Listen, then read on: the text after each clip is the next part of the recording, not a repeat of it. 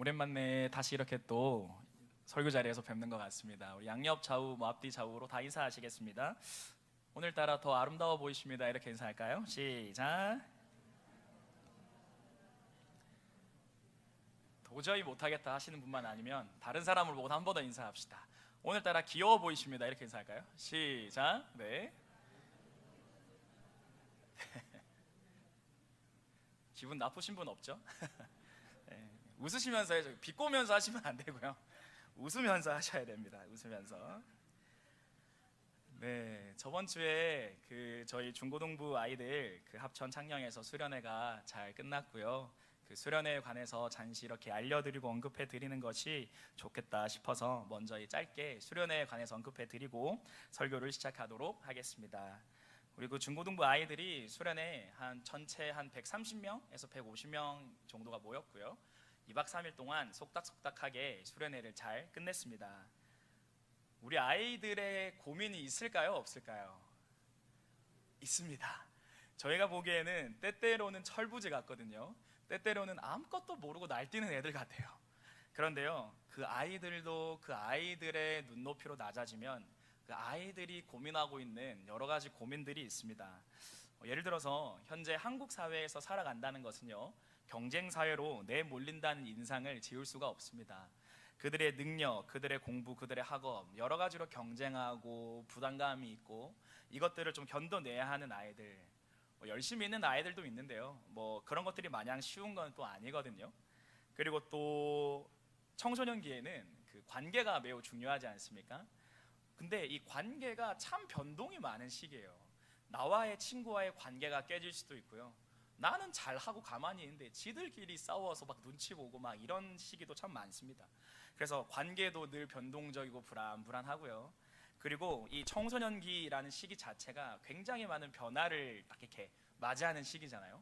몸도 변하고 관계도 변하고 여러 가지도 변하고. 그러니까요, 걔들 나름대로의 고민이 있습니다. 걔들 나름대로의 눈물이 있습니다. 우리 유초등부 아이들, 유치부 아이들은 고민이 없을까요? 걔들 나름대로 있습니다. 심각한 문제가 걔들에게 있어요. 심각한 고민이죠. 심각한 고민. 저번에 어떤 초등부에는 초코우유를 먹을까 딸기우유를 먹을까 고민하고 있던데 심각한 고민일 수 있습니다, 그 아이한테는. 그런데요, 이렇게 아이들의 눈높이에 딱 내려가면 아이들이 참 많이 갈등하고 고민하거든요. 그런데 이 아이들의 눈높이에서 아이들의 시선에 공감을 하고 아이들의 이야기를 들어주고 이것들을 지지해줄 사람과 교사가 필요한 거죠. 그런데 우리 하나님께서 수련회 때 이러한 일들을 많이 행하셨어요. 그 아이들의 눈물이죠. 참 뭐가 그렇게 힘든지 옆에서 지켜보며 잘 모르겠습니다만 조금 알 것 같기도 하긴 다만 그 눈물을 보면서 그 눈물을 만져주시는 하나님이 실제적으로 이번에 많이 역사하셨거든요. 그래서 아이들이 하나님 앞에서 많이 우는 거예요. 하나님의 이름을 한번 불러보고요, 부르지 못했던 그 예수님의 이름을 한 번 더 불러보고 아이들이 그 하나님 앞에서 마음이 녹는 거예요. 그리고요, 그 십자가 사랑, 교회는 오지만 그 십자가 사건이 아직 자기의 사건이 아닌 아이들이 아직 종종 있거든요. 그런데 수련회에서 그 아이들이 십자가 사건이 나를 향한 사건인 것을 깨닫게 됩니다. 그래서 예수님의 그 십자가 사랑 앞에 녹아내리는 거죠. 녹아내리고 아이들이 예수님의 십자가 사랑을 체험합니다. 이제껏 자기가 살아왔던 모든 현실이 새롭게 해석됩니다. 이러한 일들이 실제적으로 있었습니다. 성령님이 은사도 주셨어요. 아이들 한 명 한 명 기도해주고 가고 있는데 누구는 자기가 방언으로 기도하는지도 모르고 방언으로 기도하고 있더라고요. 방언의 은사를 받기도 했고요, 여러 은사가 내려오기도 했습니다. 중고등부 때 기도해 주시고 응원해 주셔서 감사합니다. 아이들이 지금은 어떤지 모르겠습니다. 일주일 지나면 전문 용어로 수련의 약발이라고 하는데 수련의 약발이 조금 떨어질 때입니다.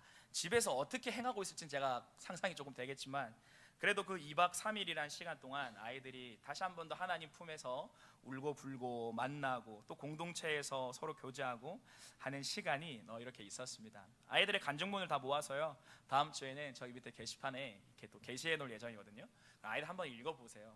정말 날것의 하나님, 아이들의 언어로 표현한 내가 만난 하나님을 한번 읽어보시면 참 우리 하나님이 여전히 어렵다고 하는 다음 세대이지만 일하시고 있겠구나, 일하시고 있다라는 것을 이렇게 또 맛보실 수 있을 것 같습니다.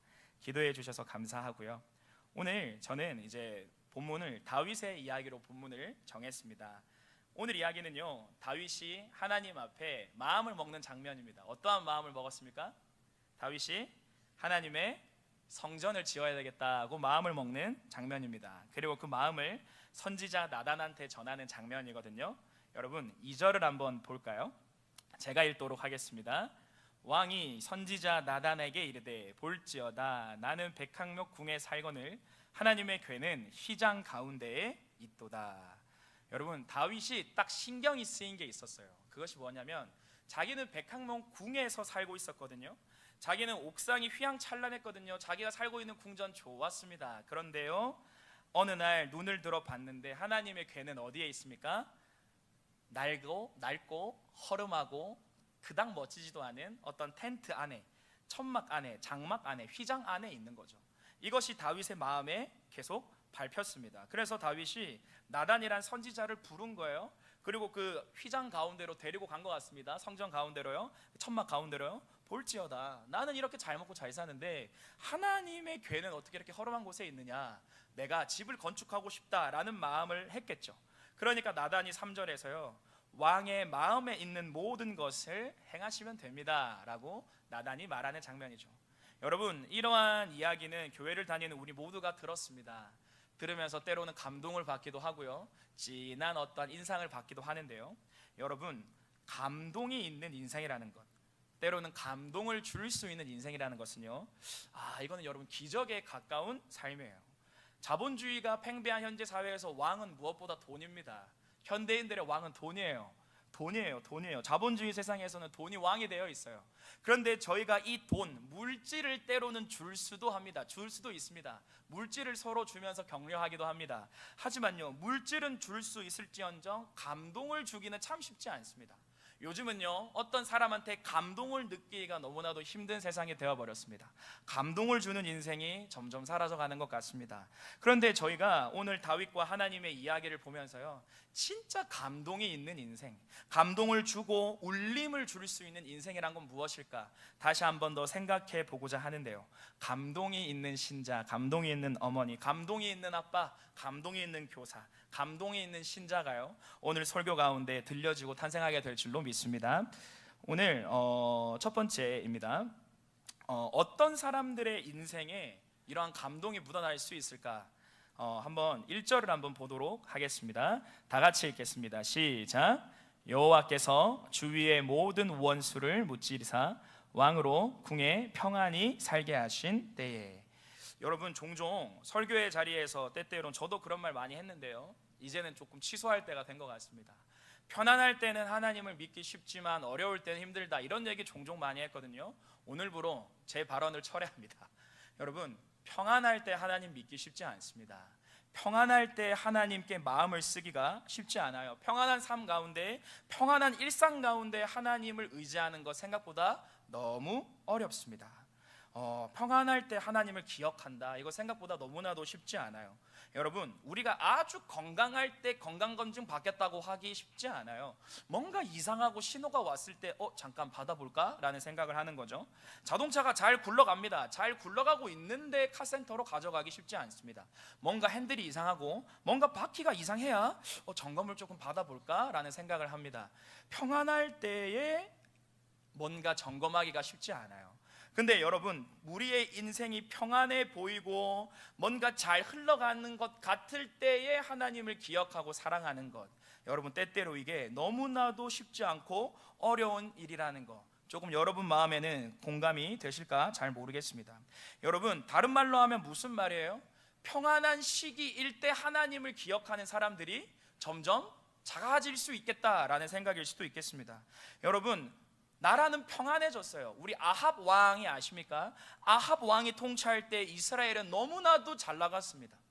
너무나도 부강했어요. 그런데 하나님은 그 아합 왕의 시대를 보고 너무나도 영적으로 악한 시대다, 이렇게 평가하셨거든요. 과연 하나님은 오늘날의 대한민국을 보고 어떻게 평가하실까요? 오늘날 나의 가정을 보고 하나님은 어떻게 평가하실까요? 여러분 하나님의 아픔이 가득한 시대가 오늘일 수도 있습니다. 하나님과의 일상에서의 동행이 사라져가는 거예요. 평안했습니다. 뭔가 먹고 삽니다. 그래도 인생이 사라지는 것 같습니다. 그때에 하나님 앞에 엎드리는 사람들이 자주자주 없어지는 거예요. 마음이 하나님과 같이 가는 사람들이 사라지는 거예요. 이때 하나님의 눈물과 아픔이 가득한 시대, 이게 과연 오늘이 아닐까 종종 생각해 봅니다. 교회에는 나옵니다. 무언가를 합니다. 성도들 간의 교제도 있습니다. 예배도 있습니다. 그런데 마음이 하나님에게서 먼 사람이 너무나도 아이러니하게도 있을 수가 있다라는 거예요. 교회에 나와서 오늘 여기 앉아있는 성도 여러분들도 정말 죄송한 말이지만요, 여기 앉아는 있지만 하나님에게서 마음이 먼 사람이 있을 수도 있다라는 거예요. 그리고 하나님은 그것을 너무나도 마음 아프게 생각하실 수도 있다라는 거죠. 여러분, 저희는 때때로 영적인 안전 불감증에 걸리는 것 같습니다. 하나님과 친밀하지 않는데 하나님의 손길이 인생에서 구체적으로 보이지 않습니다. 하나님이 구체적으로 느껴지지 않습니다. 하나님과 구체적으로 말씀과 동행이 이어지지 않습니다. 그런데 인생이 사라지는 것 같은 너무나도 위태로운 상태, 영적인 안전 불감증, 이 요즘에는 많이 팽배할 수도 있다라는 겁니다. 여러분, 저희는 안전합니까? 오늘 우리는 일상에서 하나님과 평안한 시기에 동행하고 있나요? 여러분들은 현재 마음이 하나님과 같이 가고 계십니까? 오늘 저희가 말씀 앞에 정직하게 서 보는 시간 되기를 소원합니다. 여러분, 우리 모두는요 죄인입니다. 우리 집사님 기도하셨던 것처럼 우리는 죄인이에요. 틈만 나면 하나님을 떠나려고 합니다. 틈만 나면 내 고집대로 하려고 해요. 나한테 익숙한 대로 하려고 하지 말씀대로 안 살거든요. 저도 그렇죠. 제가 제일 그렇죠. 경험으로 하려고 합니다. 사역 경험으로 합니다. 때때로 기도와 말씀 놓칩니다. 큰일 나는 거거든요. 그러니까 저 같은 사역자를 위해서 기도해 주셔야 됩니다. 진짜 말씀과 기도 가운데 듣고 사역할 수 있도록. 여러분, 하나님과의 동행이 되지 않는데 인생이 사라지는 것 같습니까? 너무나도 위기입니다. 그런데요, 하나님이 이렇게 이사야서를 통해서 이렇게 말씀하셨습니다. 주께서 이르시되 이 백성이 입으로는 나를 기꺼이 공경하며 입술로는 나를 공경하나 그들의 마음에서는 내게서 멀리 떠났나니 그들의 나를 경외함은 사람의 계명으로 가르침을 받았을 뿐이라. 사람의 계명으로 습관적으로 앉아 있는 거지, 습관적으로 예배하는 거지, 마음이 멀다, 마음이 멀다. 여러분, 이 마음에, 이 말씀에 담아두신 하나님의 마음이 와닿으십니까? 진짜 원하는 건 무엇일까요? 우리 하나님이요? 마음인 거예요. 우리 하나님이 진짜 원하는 건 마음이에요. 일상에서요, 여러분과 마음과 마음이 만나는 관계를 지속해 나가고 싶어 하십니다. 우리의 일상 가운데 스며들고 싶어 하시는 거예요. 우리의 일상에서 하나님이 우선권을 가지고 싶어 하십니다. 아니요, 우리의 일상에서 전부가 되고자 하시는 분이 우리의 하나님이신 거예요. 일상에서 동행하고 싶으세요. 일상에서 우리와 함께하고 싶으신 분이 하나님이세요. 그런데 하나님이 얼마나 마음이 아프셨으면 이사야를 통하여서 입술로는 나를 공경하지만 마음에서는 나를 멀다, 그것이 내가 너무 화가 난다, 그것이 내가 너무 속상하다, 그것이 내가 너무 슬프다 라고 이사야를 통해서 말씀하시지 않았습니까? 여러분, 오늘 1절에서 우리가 알 수 있는 건 뭐예요? 평안히 살게 하신 때에. 다윗은 평안한 시기에 하나님을 기억할 수 있는 겸손이 있었습니다. 평안한 시기에 하나님을 잊어버린 것이 아닙니다. 오히려 그 평안한 일상 가운데 하나님을 기억할 수 있는 영적인 긴장감을 가지고 있었습니다. 여러분, 물론 나중에 이 평안함 속에 다윗도 하나님을 잊습니다. 그때의 밧세바 사건이 터집니다. 하지만 우리 다윗이 그때 밧세바 사건이 끝난 다음에 하나님 앞에 회개하며 지은 시가 있습니다. 그것이 무엇이죠? 하나님께서 구하시는 제사는 상한 심령이라. 하나님은 상하고 통회하는 마음을 주께서 멸시하지 아니하시리다. 다윗은 철저하게 다시 하나님과 마음의 교제를 이어가려고 몸부림쳤습니다. 금식했습니다. 울부짖었습니다. 엎드렸습니다. 다시 한 번 더 하나님과 마음의 일상의 교제 앞에 나아가려는 노력을 멈추지 않았습니다. 하나님 앞에 다시 엎드림을 회복하려는 다윗의 마음이었죠. 여러분, 오늘 우리 동산교회 성도님들 너무나도 하나님 앞에 엎드리시고 하나님을 사랑하시는 사람인 줄 압니다. 하지만 여러분, 우리가 다시 한 번 더 말씀 앞에 정직하게 서서요, 하나님과의 일상에서의 동행이 이어지는 여러분 되시기를 소원합니다. 그 하나님과의 마음과 마음의 소통이 이어지는 거기에 여러분의 인생은 감동으로 가득하게 될 줄로 믿습니다. 여러분도 행복할 겁니다. 여러분을 보는 누군가도 행복할 거예요. 어딘가 감동이 흘러가고 있을 거예요. 이러한 결단이 여러분에게 있기를 소원합니다. 또 다르게 살펴볼 말이 있습니다. 어떤 사람의 인생에 정말 그 하나님의 감동이 가득한 인생일까? 한번 따라해 보실까요? 불순물이 섞이지 않는 순수함으로 하나님을 사랑하는 사람. 여러분, 다윗은요 복을 더 받아야겠다는 생각으로 성전을 지었겠다 한 것이 아닙니다. 역사적으로 내가 엄청 신앙적으로 뭔가 위대한 일을 행한 왕이 되고 싶다, 성막을 성전으로 전환하는 그 일을 행한 왕이 되고 싶다 라고 해서 성전을 지은 게 아니에요. 더 부강하고 영향력이 있는 왕이 되고 싶었던 것도 아닙니다. 사람들의 칭찬을 의식하지도 않았던 것 같아요. 다윗이 왜 하나님을 성전을 짓고 싶어 했을까? 그 이유는 아주 단순하게 성경에 나옵니다. 자신은 백향목 궁에 있으나 하나님에게는 허름한 회막 가운데 있었던 것이죠. 그리고 그것이 하나님의 마음에, 다윗의 마음에 너무나도 아팠던 거죠. 오늘 집사님이 하신 기도가 생각납니다. 저희 동산교회는요 정말 보이지 않는 곳에서 교회를 섬겨주시는 너무나도 귀한 분들이 많아요. 보이지 않는 곳에서 기도와 그 눈물을 뿌려주시는 분들이 너무나도 많아요. 너무나도 많아요. 철없을 시절 교회를 많이 욕했습니다. 철없을 시절 아무것도 모른 채로 입만 살아서 납을 내던 시절이 있었습니다.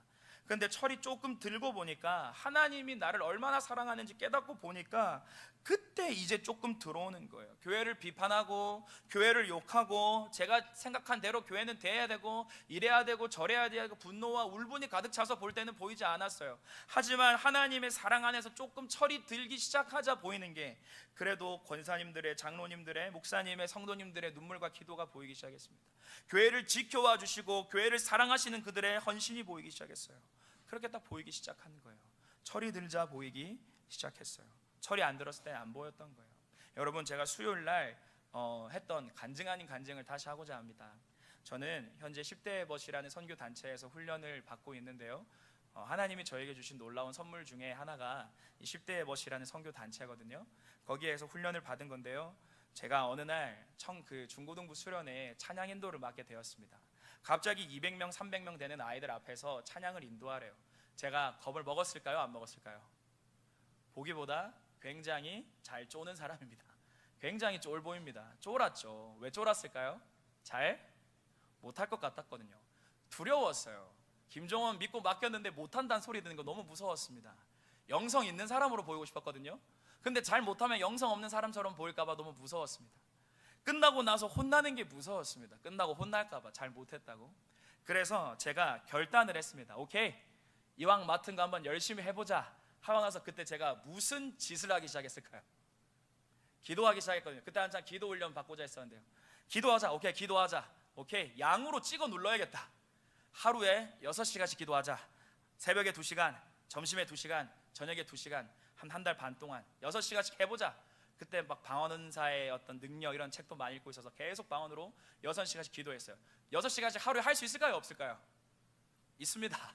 근데 잘 안 됩니다. 오늘 5시간 하면 내일 몇 시간 해야 되는 거예요? 죽었다 이렇게 하는 거죠. 오늘 8시간이다 죽었다 그러면서 막 뭣도 모르고 방언기도 하고 새벽에 막 하고 있고 막 이랬던 거죠. 근데 그렇게 한 달 반을 채웠어요. 그러고 나서 찬양인도 했습니다.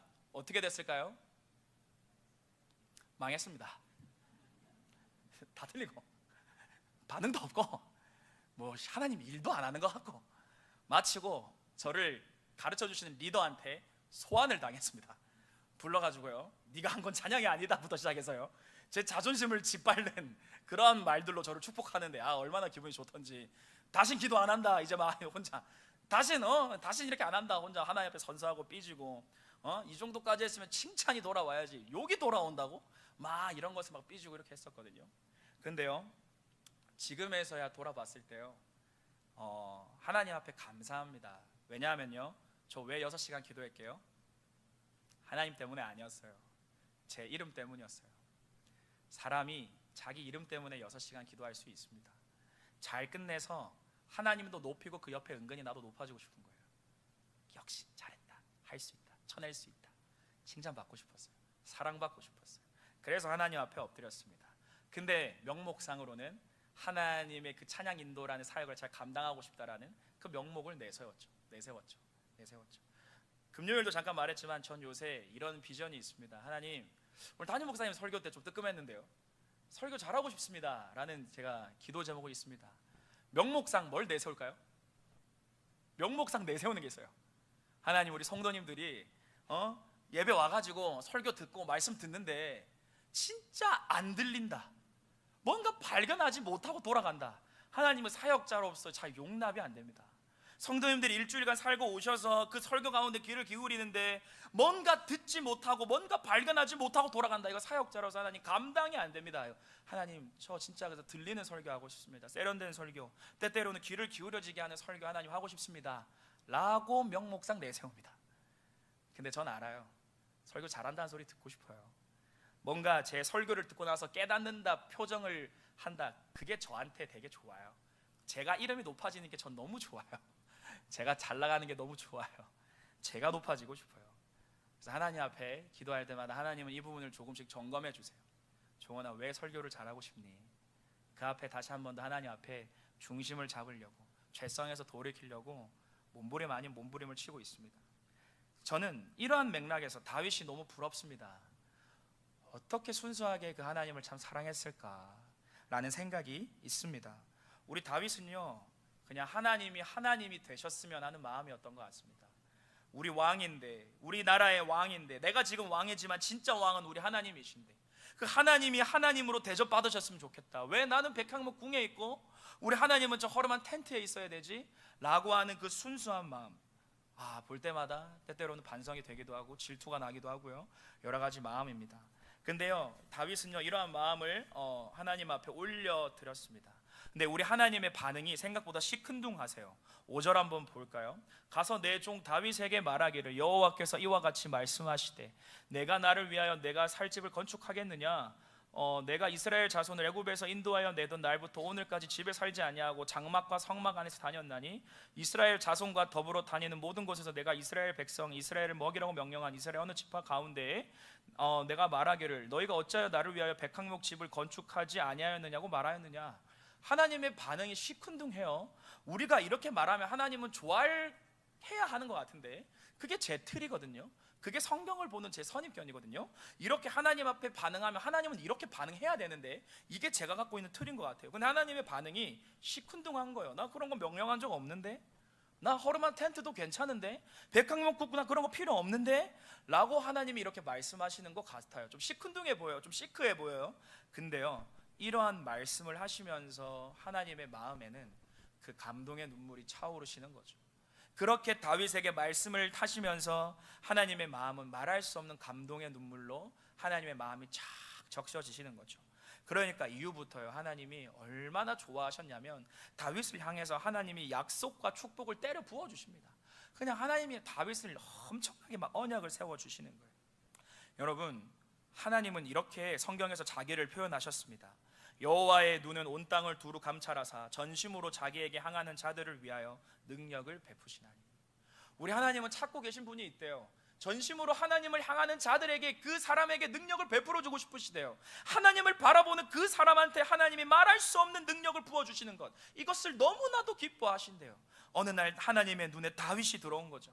다윗이 나단한테 고백할 때, 나가 하나님의 성전을 짓고 싶습니다, 하나님도 좀 멋진 곳에 계셨으면 좋겠습니다 라고 하는 그 순수한 사랑이 올려질 때 하나님의 마음은 너무나도 감동하셨던 거죠. 여러분, 저는 압니다. 제 안에는 여전히 불순물이 너무나 많습니다. 사역하고 있습니다. 하지만 여전히 불순물이 많아요. 신앙생활 합니다. 여전히 불순물이 많아요. 여전히 불순물이 많아요. 하나님을 사랑하기보다 하나님을 주머니를 사랑하는 것 같은 느낌을 지울 수가 없을 때가 많습니다. 그래서 오늘 다시 한 번 더 도전합니다. 이 설교 저한테 하는 거예요. 하나님을 순수하게 사랑하는 저와 여러분 되시기를 소원합니다. 그 십자가 앞에서 그 하나님을 순수하게 사랑하는 사람, 뭔가 바래서도 아니고 그냥 그 하나님이 좋은 것. 참 이 신앙이 관계고 사랑이라고 하는데 이러한 인생으로 살아가는 저와 여러분 되시기를 소원합니다. 그 인생에 하나님이 능력을 주시고 하나님이 복을 주시고 하나님이 은혜를 주시면 너무나도 감동 있고 감동적인 인생이 될 것 같지 않으세요? 여러분, 마지막으로요, 하나만 더 하고 설교를 마치고 싶습니다.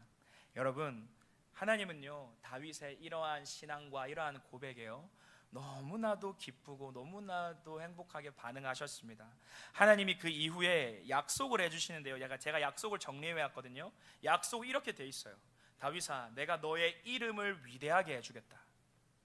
다윗아, 사사시대 때는 여러 가지 적들이 너를 괴롭혔지만 네 시대에게는 원수에게서 벗어나서 내가 편하게 쉬게 해줄게. 다윗아, 네가 나를 위한 집을 짓겠다고? 오케이, 나도 너를 위한 집을 짓겠다. 네 후손으로 예수 그리스도를 오게 해가지고 네 영원한 도성을 나도 짓겠다. 내가 너의 씨를 견고하게 할 것이며 내가 너의 나라를 견고하게 할 것이며. 그 뒤에 너무나도 놀라운 말씀 나옵니다. 오케이, 이제 아버지가 되련다. 나 이제 결정했어. 너의 아버지가 될 거야. 안 버려. 성령을 안 뺏을 거야. 내가 혼냈으면 혼냈지 절대 안 버려. 네가 잘못 가고 엇길로 가면 그때부터 혼낼 거야. 왜냐하면 아빠거든. 나 이제 너의 아빠가 될 거야 라고 하는 이 부자 언약이라고 하는 언약도 하나님이 약속해 주시는 거예요. 여러분, 이걸 보면서 저희는 무엇을 알 수 있습니까? 하나님한테 잘하면 복 받는다 차원이 아닌 거죠. 하나님은요, 진심으로 하나님을 사랑하고 하나님 앞에서 살고자 몸부림치는 그 사람의 인생과 그 마음을 절대 외면하지 않으신다는 거예요. 여러분, 진리입니다. 믿으셔도 됩니다. 하나님은요, 하나님 앞에서 몸부림치는 그 인생을 결코 모른 척하지 않으십니다. 하나님 앞에 엎드리고 하나님을 사랑해 보고자 하고 하나님을 따라가고자 하는 사람의 그 마음을 짓밟아 버리시는 분 하나님이 아니세요. 그 마음을 어찌나 귀히 여기시는지, 어찌나 그 마음을 감동하시며 그 마음을 너무나도 받아주시는지. 우리가 믿는 하나님은요, 생각 이상으로 우리의 하나님을 향한 사랑을 너무나도 좋아하세요. 그래서 함께하고 싶어하는 거였죠. 이 약속을 들은 다윗이 그 이후에 보면 예배로 반응합니다. 주와 같은 분은 없습니다. 주께서 어찌 저와 우리 가문에 이러한 일을 행하셨습니까? 하나님, 감당이 안 됩니다. 어떻게 이런 은혜입니까? 하나님의 약속이 이루어질 줄 믿습니다 하면서 다윗이 예배하는 장면이 확 나와요. 여러분, 이러한 인생을 살고 싶지 않으십니까? 요즘에 세상 가치관이 우리 안에도 너무 많이 들어와 있습니다. 하지만요, 성경이 가르치는 인생은 어떤 인생이에요? 하나님 앞에 사랑하고 관계하고 하나님의 음성을 듣고 그 음성에 반응하고 다시 한 번 더 예배하고 그 예배를 하나님은 받으시고 은혜를 주시고 그 은혜로 다시 반응하고 하나님과의 관계가 깊어지는 그 인생, 그 인생을 성경은 너무나도 아름답게 저희한테 보여주고 있는데요. 여러분, 세상 가치관에 따라서 잘 나가는 인생이 아니라요, 성경에 따라서 깊어지는 인생이 저와 여러분 되시기를 소원합니다. 여러분, 8장 1절이 저에게는 너무나도 감동입니다. 8장 1절 한번 보십시오. 그 후에 다윗이 블레셋 사람들을 쳐서 항상 복을 받고 항복을 받고 블레셋 사람들의 손에서 메대안말을 빼앗으니라. 여러분, 8장 1절이 저에게 왜 감동일까요? 하나님이 약속하신 언약이 구체적으로 실현되는 장목이거든요. 다윗아, 내가 너의 원수를 없게 할게, 너의 그 평안한 삶을 내가 약속할게 하셨던 그 하나님의 약속이 실제로 이루어지는 장면입니다. 우리 하나님은 약속하신 것을 신실하게 지키셨죠. 그리고 다윗은 하나님 앞에서 복을 받는 인생이었습니다. 여러분, 말씀을 정리하고 싶습니다. 오늘 설교 가운데 하나님과 성령님이 일하시면요, 우리의 마음에 반드시 하나님은 말씀하시거든요. 제가 청년들과 중고등부 학생들한테 조금 강조하는 게 있습니다. 예배를 드렸는데 하나님의 음성을 못 들었다. 다시 한번 생각해봐라. 예배를 드리기 전과 예배를 드리고 난 후가 똑같다. 뭔가 문제 있다. 절대 같아서 안 돼. 예배가 있었으면 뭔가 같아서는 안 돼. 여러분에게도 똑같이 도전하겠습니다. 예배를 드리기 전과 드린 후가 같으십니까? 여러분, 그런 예배는 벗어나셔야 됩니다. 설교를 듣기 전과 설교 듣기 난 후에 하나님의 음성을 발견하지 못하셨습니까? 여러분, 이것만큼 비극이 없는 거예요. 하나님의 말씀이 내 귀에 들리지 않는 것만큼 성경은 비참한 인생을 그리고 있지 않습니다. 여러분, 하나님 앞에, 성령님 앞에 역사하시고 엎드리시면 성령님 반드시 역사하십니다. 오늘 어떠한 말씀을 전했습니까? 여러분, 우리의 하나님은 너무나도 소원이 있으세요. 하나님의 마음이 있으세요. 일상 가운데 우리 한 분 한 분과 동행하고 싶어 하십니다.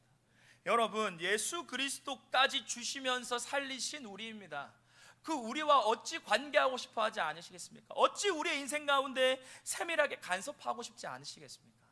여러분, 그 하나님의 마음을 깨달을 때 아버지 아들이 왔습니다, 아버지 딸이 다시 왔습니다 하고 엎드릴 수가 있는 거죠. 여러분, 우리는 안에 소원이 있어야 됩니다. 어떤 소원이 있어야 됩니까? 하나님을 향한 순수한 사랑이 내 삶 가운데 더 깊어지길, 이라는 소원이 있어야 되는 거예요. 하나님을 향한 순수함이 깊어지는 인생 되길 소원합니다. 하나님과의 관계에서 정말 엎드리는 것을 훈련하고 깊어지길 소원합니다 라고 하는 이 소원은 마음껏 꿈꾸셔도 됩니다. 하나님이 너무 좋아하세요. 너무 기뻐하세요. 이런 기도는 하나님이 얼마든지 응답하실 준비가 되어 있어요. 이러한 소원을 가지십시오. 여러분, 이렇게 하나님 앞에 나아갑니까? 하나님은 여러분을 결코 빈손으로 돌려보내지 않으세요. 하나님 앞에 믿음으로 나아가는 자에게 상 주십니다. 하나님 앞에 믿음으로 반응하는 인생을 결코 내버려 두지 않으십니다. 오늘 담임 목사님의 설교를 들으셨죠? 여러분, 밤이 있다고 합니다. 인생의 밤도 있고요, 신앙의 밤도 있고요, 환경의 밤이 있다고 합니다. 그때마다 우리는 자리를 찾는다고 합니다. 낭망의 자리를 찾을 수도 있어요. 안락의 자리를 찾을 수도 있어요. 하지만 무엇을 도전해 주셨습니까? 믿음의 자리를 찾는 거예요. 여러분, 오늘 일주일이란 시간을 오늘부터 또 살아갈 거예요. 믿음의 자리에서 거하시는 여러분 되시기를 소원합니다. 하나님과의 일상의 관계에서 여러분, 매일마다 여러분의 눈에 눈물이 있기를 소원합니다. 매일마다 찐한 감동이 있기를 소원합니다. 매일마다 하나님 때문에 좋고 웃는 날이 많아지시길 소원합니다. 하나님과의 관계에서 기뻐하시는 여러분 되시기를 소원합니다. 그러한 다윗 같은 이러한 인생을요, 하나님은 오늘도 우리 가운데에도 기대하십니다. 그렇게 다윗을 빚어 가셨던 하나님이 오늘 한 명 한 명도 우리를 빚어 가실 줄 믿습니다.